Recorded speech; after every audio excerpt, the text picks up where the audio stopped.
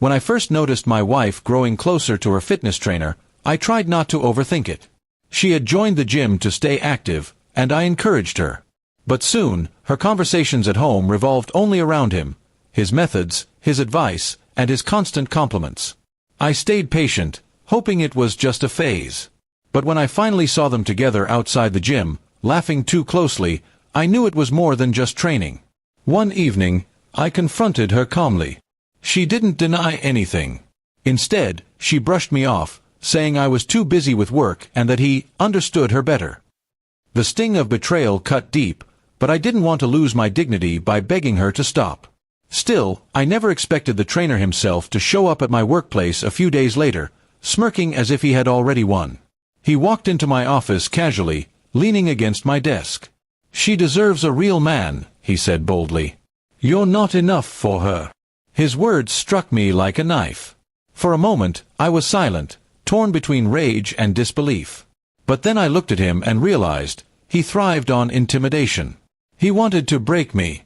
Instead of reacting with anger, I simply smiled. "Is that what she told you?" I asked. My calmness seemed to annoy him. He expected me to lash out, to lose control. But I had no intention of giving him that satisfaction. I knew if I handled this right, I could turn the tables completely. I began quietly gathering information. Through a few connections, I learned the trainer wasn't exactly clean.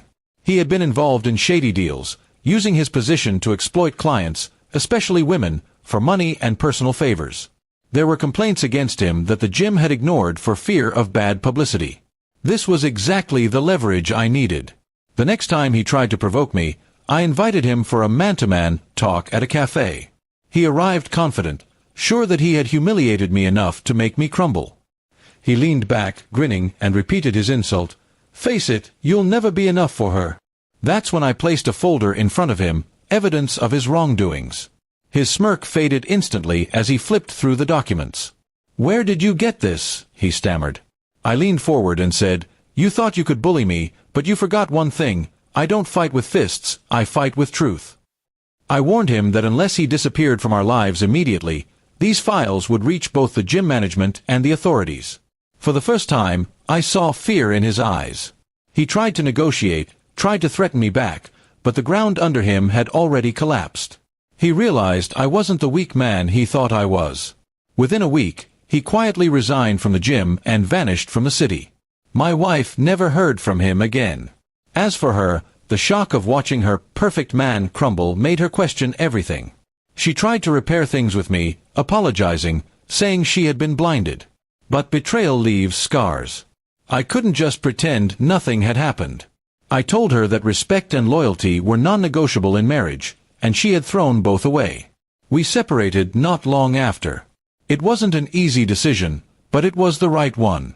I realized that sometimes, revenge isn't about fists or shouting, it's about standing tall, keeping your dignity, and making your enemies choke on their arrogance. The trainer had mocked me, thinking I was not man enough. But in the end, I proved that being a man isn't about muscles or intimidation.